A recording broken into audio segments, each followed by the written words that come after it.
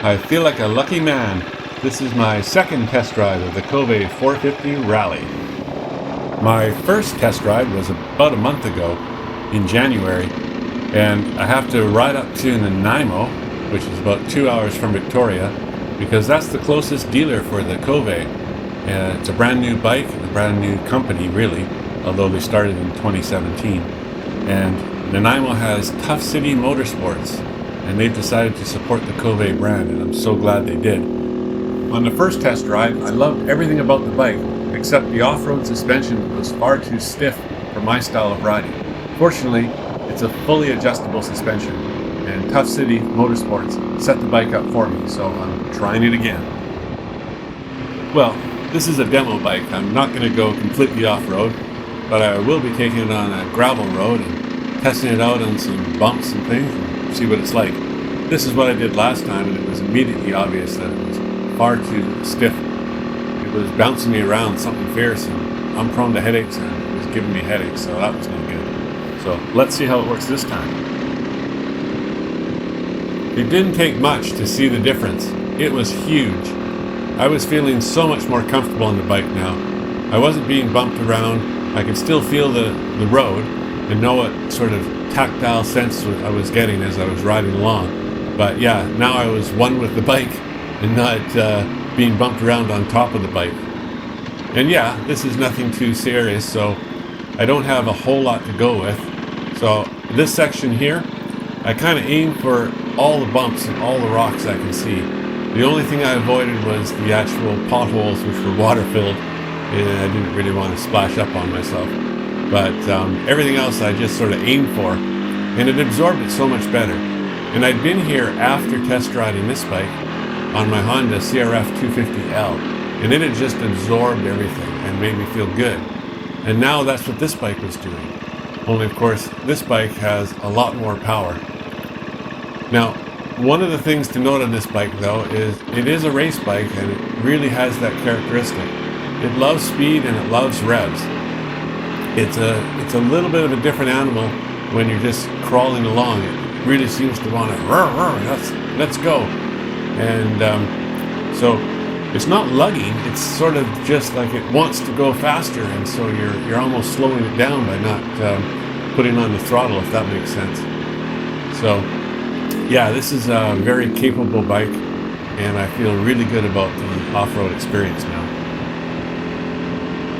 I first became interested in the Kove brand when Kove entered 3 bikes in the 2023 Dakar Rally.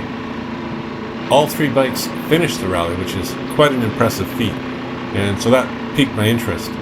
Now, I'm not really looking for a Dakar Rally bike per se, but what I am looking for is a good bike to go on backcountry discovery routes in the United States. And this really appeals to me. I'm a street rider by trade, and I've been riding adventure bikes for many years. So I had never really been a dirt bike rider, and so those skills I'm picking up as I go along. And everyone will tell you, don't try to learn too much of your dirt bike skills on a big adventure bike. It's, you know, if you already have them, a big adventure bike is not a bad way to go, but it's not the best way to start.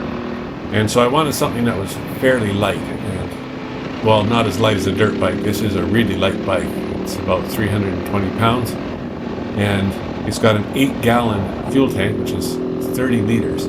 So that'll get you around 500 kilometers. I don't know what that is, 300 kilometers, 300 miles, I mean. So lots of range. It's 450, so lots of power for what I need. That's usable power on the dirt and powerful enough to go easily at highway speeds and still have that oomph to pass when you need to. And I've ridden this on the highway. It handles the highway great. It's got lots of power. It's no problem there. It's and now I know it's great off-road as long as it's tuned appropriately for me. So yeah, really excited with this find. Regarding accessories, well, it is a brand new bike, so there's not a ton of accessories on the market for it yet. There's no extra seats that I'm aware of, and the stock seat is pretty darn hard, a real dirt bike seat. I would love to get a seat concept seat for it. I have one on my Honda, and it's just great. So if you're listening, guys, get on it, make one of these for the Kove as soon as possible, and I'll be one of your first customers. But there's not a lot of accessories I need for it. I do want to have a rack on the back, and Tuff City Motorsports has been looking into one. They found one. They're going to be putting it on themselves very shortly, so they'll give me an update on that. But I think that's going to work out really well for what I need. So that kind of covers it. All of which means putting my money where my mouth is. I'm buying one. I'm going to get one of these bikes. I put myself on the list, and I should be getting it in late May, maybe early June. And I just can't wait. This is so exciting. And look for new posts of me riding the Kove 450 Rally on the BDRs coming your way soon. If you enjoyed this video, please like and subscribe. And Kove did not pay me for this.